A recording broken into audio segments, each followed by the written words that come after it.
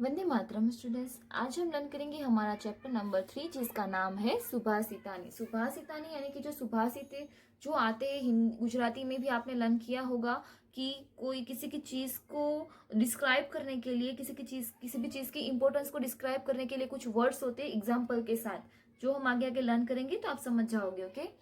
पृथ्व्याम त्रीणि रत्नानि जलम सुभाषितम मुठे पाषाण खंडेशु रत्न संज्ञा विधीयते। अभी यहाँ पे पृथ्वीयाम यानी कि ऑन द अर्थ, पृथ्वी के ऊपर, त्रीनी यानी कि तीन, रत्नानी यानी कि जेम्स ज्वेल्स, जो रत्न यानी कि जो खरे सिक्के जो बोलते हैं ना, बेस्ट थिंग, सबसे अच्छी चीज। जल मन्नम, यहाँ पे जल प्लस अन्न, ऐसा उसका पूरी ज्वाइंट वर्ड्स करके लिखा है। जलमन्नम यानी कि जल प्लस अन्न, यानी कि जल और वाटर और फूड, और सुभाषितान यानी कि पृथ्वी के ऊपर तीन रत्न है, जल, खाना, वाटर, फूड एंड सुभाषितानी। मुठेह का मीनिंग होता है मूर्ख। मूर्ख जो होते हैं पाषाण खंडेशु यानी कि पत्थर के टुकड़े को रत्न संज्ञा विधेयते। मूर्ख जो होते हैं वो पत्थर के टुकड़े को रत्न बोलते हैं। अदरवाइज जो ज्ञानी होते हैं वो समझ जाते हैं कि पृथ्वी के ऊपर तीन रत्न होते हैं, वाटर, फूड एंड सुभाषितानी। लेकिन मूर्ख लोग किसको रत्न बोलते हैं, किसको खरा सिक्का बोलते हैं? पत्थर को। There are three jewels on the earth, water, food and सुभाषिता।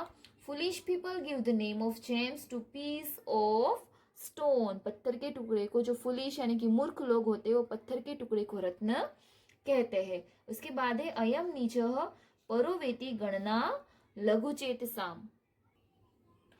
उदार चरिता नाम तो वसुधैव कुटुंबकम। अभी यहाँ पे क्या बोला है? अयम निज यानी कि अयम यानी कि दिस, निज यानी कि माइन यानी कि ये मेरा है।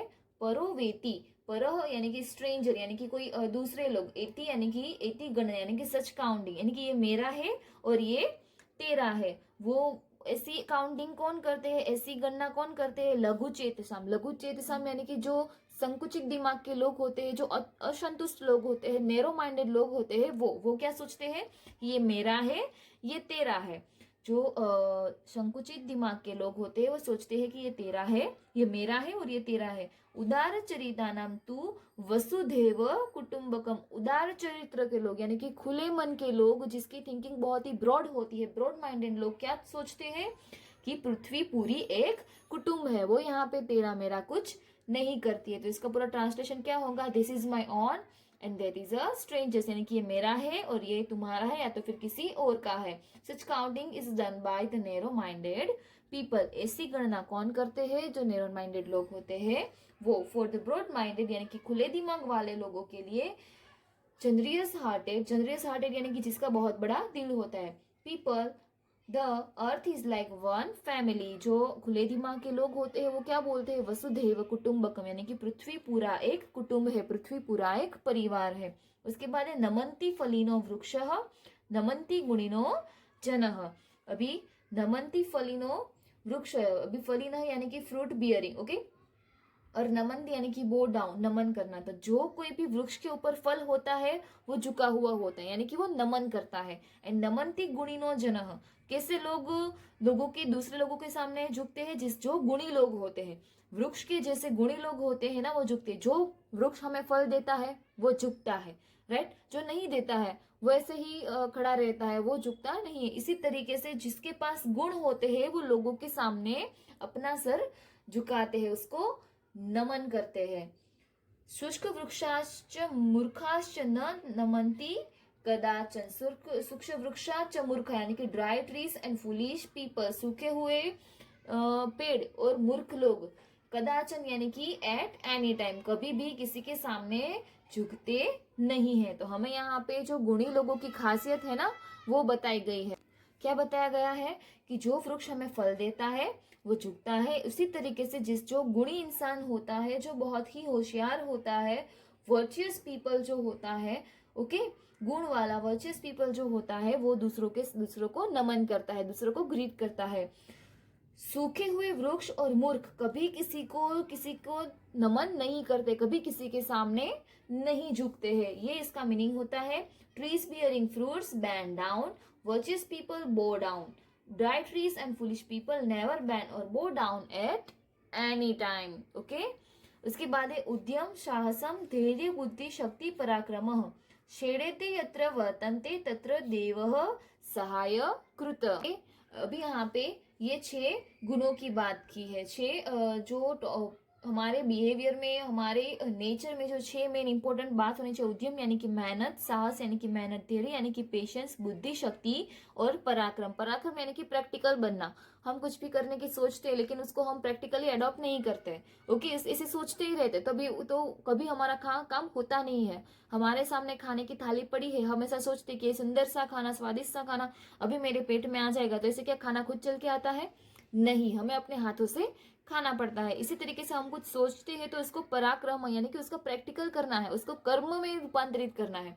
तो ये 6 जो गुण होते हैं, ये 6 को लेके जो इंसान बिहेव करता है, ओके, जिस इंसान के जीवन में 6 चीजों की प्रेजेंस होती है उसको भगवान हमेशा सहाय करता है, right. Efforts, courage, patience, intelligence, strength and hard work, where the 6 qualities are present there God is the helper. ये 6 क्वालिटीज जिसके अंदर होती है तो उसको भगवान हमेशा मदद करता है। उसके बाद है उद्यमेन ही सिद्ध्यन्ति कार्याणि न मनोरथे नहीं शुप्तस्य सिंहस्य प्रविशन्ति मुखे मृगाः। अभी यहाँ पे उद्यमेन का मीनिंग क्या होता है? With the effort, with the hard work, मेहनत के साथ किया गया काम। सिद्ध्यन्ति यानी कि सिद्ध करना, उसको पूर्ण करना, और कार्याणि यानी कि काम, ओके। मनोरथ यानी कि not by thinking in the mind, मनोरथ करना यानी कि मन में ही मन में सोचना, मतलब जो काम हम मन में ही मन में सोचते हैं वो करने से पूरा होता है, वो मेहनत करने से पूरा होता है। नहीं सुप्तस्य सिंहस्य प्रविशन्ति मुखे मृगाः, यानी कि सुप्तस्य सिंहस्य यानी कि ऑफ अ स्लीपिंग लायन, सोता हुआ शेर जो होता है ना, उसके मुंह में मृग यानी कि उसका शिकार, उसका खाना खुद चल के नहीं आता है। उसके लिए वो सिंह को क्या करना पड़ेगा? लायन को उठना होगा और चालाकी से मृग का शिकार करना होगा, तो ही वो उसके पेट में जाएगा। मतलब जैसे कि ऊपर का एग्जाम्पल था, ऊपर का सुभाषित था, वैसे ही यहाँ का सुभाषित ने भी हमें यही सूचित करता है कि मन में विचार करने से कोई काम सिद्ध नहीं करना है, सिद्ध नहीं होता है। काम कब सिद्ध होता है? उद्यम से, मेहनत से। उद्यम यानी कि साहस, मेहनत करना। उसी तरीके से किस तरीके से एग्जाम्पल यहाँ में हमें किसका दिया है कि सोते हुए शेर के मुख में मृग यानी कि हिरन कभी भी खुद से चल के नहीं जाएगा, उसको शिकार करना पड़ेगा। तो इसका पूरा ट्रांसलेशन क्या होता है? Jobs are done only with hard work and not just by thinking about them. हमारा काम कब होता है? हार्ड वर्क से, उसको सोचने से नहीं होता है। Animals do not enter the mouth of a sleeping Lions them self, यानी कि कोई भी शिकार खुद से सोते हुए शेर के मुंह में नहीं जाएगा। दृष्टिपुत नशेत पादम वस्त्रपुत पिबे जलम शास्त्रपुत वेदत वाणी मनः पुत समाचरे। अभी दृष्टिपुतम यानी कि मेड प्योर विथ आइज, पादम यानी कि स्टेप और फुट, नशेत यानी कि शुड पुट, वस्त्रपुतम यानी कि filter through out the cloth, पीबत यानी कि शुड बी ड्रंक, शास्त्रपुतम यानी कि शास्त्रपुतम वाणी यानी कि स्पीच प्यूरिफाइड बाय स्क्रिप्चर्स, वदेत यानी कि शुड बी स्पोकन, मनः पुतम made pure by the mind, समाचरित यानी कि शुड बी डन। यानी कि यहाँ आपका पूरा ट्रांसलेशन क्या होता है? One should step on the spot made pure by the eyes, यानी कि अपनी आंखों से देख के आगे का स्टेप, आगे आगे उसको क्या करना है, आगे का चरण डिसाइड होता है। One should drink the water filter by cloth, हम क्या करते हैं? इंसान पानी भी फिल्टर से, पानी को भी कपड़े से वो उसको फिल्टर करके यानी कि उसको स्वच्छ करके पीता है। शास्त्रपूतम, शास्त्रपूतम यानी कि जो शास्त्र पढ़े हुए होते हैं ना, स्पीच प्यूरिफाइड बाय स्क्रिप्चर, जो वाणी उसकी जो होती है ना वो सोच समझ के बोलते हैं। मना पुतम समाचरेत, और do the need purified bye the mind, अपने दिमाग को प्यूरिफाइड करने के लिए, अपने अपने ज्ञान को प्यूरिफाइड करने के लिए हमें ये सब चीजों की जरूरत होती है। यानी कि जो देखे उसके किसी की चीज देखने के बाद उसका सोच समझ के स्टेप लेना चाहिए। पानी जैसे हम छान के पीते हैं, उसको फिल्टर यानी कि क्लीन वाटर पीते हैं, उसी तरह शास्त्र पुताम वेदत वाणी, हमारी वाणी कैसी होनी चाहिए? हम उसको स्क्रिप्चर करके बोलना चाहिए, यानी कि उसको हमारी वाणी अच्छी चाहिए, सोच समझ के बोलना चाहिए। तो नीचे हमें ग्लोसरी दी है, वो आपको अपनी नोटबुक में लिखनी है। ओके उसके बाद यहाँ पे परोवेती, परवाह इति, पूरा जो सारे वर्ड्स ज्वाइंट थे ना उसको अलग करके यहाँ पे लिखे हैं। तो ये दोनों आपको अपनी नोटबुक में लिखना है।